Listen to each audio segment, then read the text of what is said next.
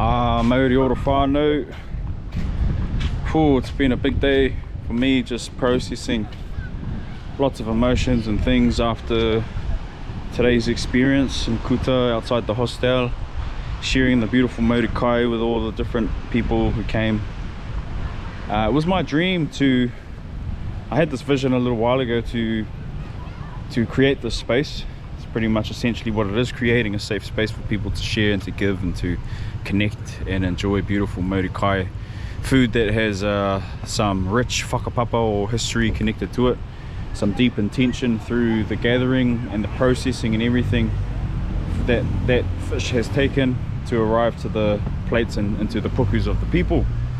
This is what Mauri kai is to me: powerful, medicinal rongoa, which is just medicine. Kai can come in many shapes and forms and feeds many different aspects of who we are, and different kai, I believe, or not I don't believe, I know within myself and my own experiences that different kai, depending on the energy that's been invested into the kai, will nourish and sustain different layers and different aspects of you. You have your physical aspect, you have your mental, your emotional systems, your energetic systems, and there's many different aspects of, we are comprised of many different aspects and dimensions. And so some kai, for me, feeds multiple aspects of who you are or who I am. And this is what Mauri kai is to me. It's that powerful sustenance that comes from the journey and the whakapapa and intention that's gone into food. Anyway, yeah, I've just been having a big day processing, because this morning, I'll be transparent with you fellas, yesterday when we got back from our journey over to Java, I caught many fish. We all caught many fish, and I caught 2 dogtooth and many amberjack. I think maybe like 2 or 3, at least 3 maybe.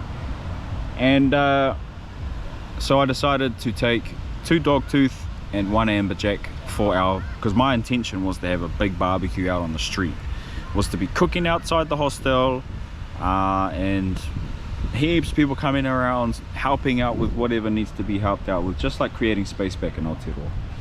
Anyway, come this morning and the brother Abdul messaged me and said that we couldn't have the barbecue out on the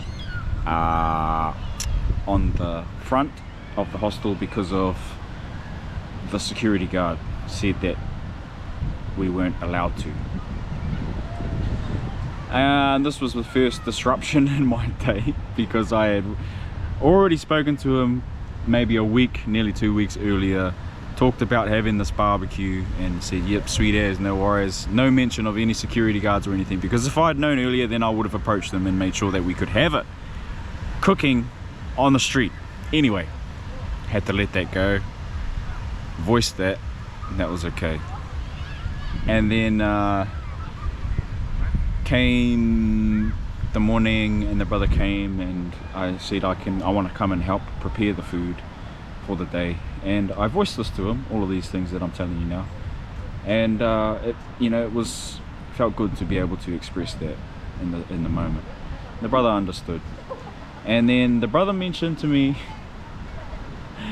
that one of the fish, the biggest dogtooth that I had intentions for using for food cooking, had been sold and portioned up and sold to all the neighbors at his little whare, and his wahine had portioned it up and sold it to all the neighbors. Apparently the neighbors turned up and just were like wanting the fish.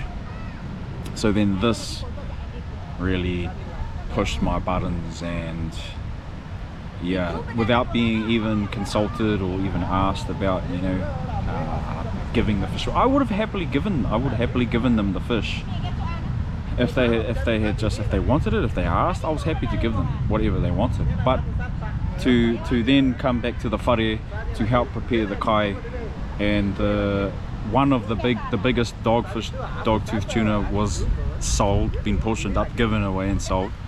And then there was only like a quarter of the second dogtooth tuna left, and the amberjack which was the smallest of the three, had been portioned up and cut into pieces. A quarter of the second dogtooth tuna. So 1 3/4 of the fish had been given away, sold.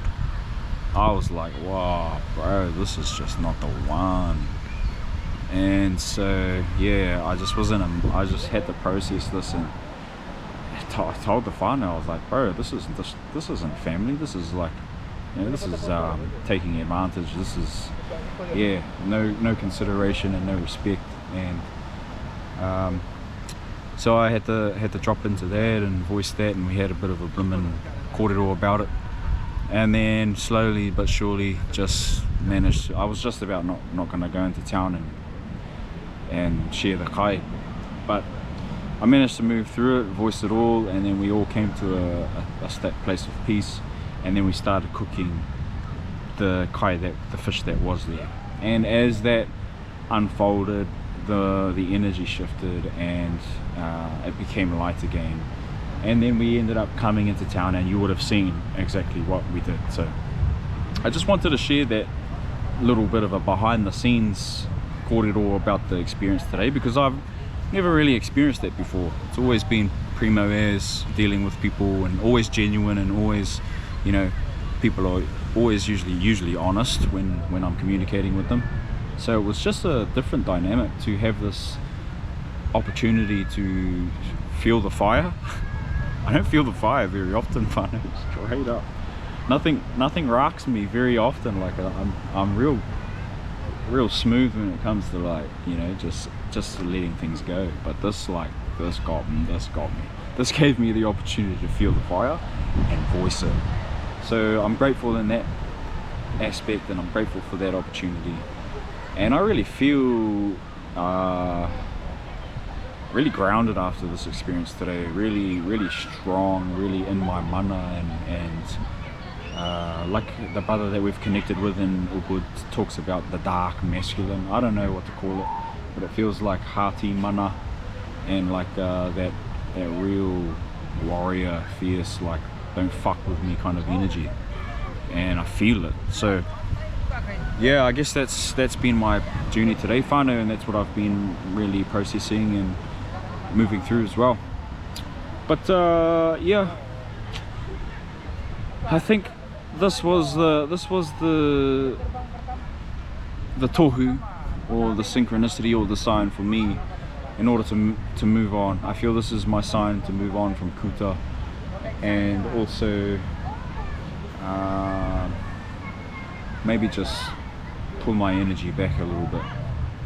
Yeah, pull my energy back, and really just, I feel like maybe going just to Ubud and just hanging out in Ubud, taking my diving gears and go to Ubud, and then go and maybe explore further north, some spearfishing up north or something.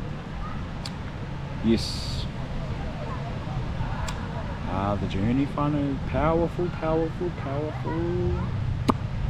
Thank you for watching, thank you for coming along on the hikoi.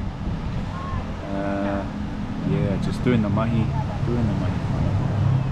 Ngā mihi aroha. Thank you to my subscribers and all the people who are watching, sharing, joining along, listening. It's all powerful experience this lifetime is. So see you on the next vlog.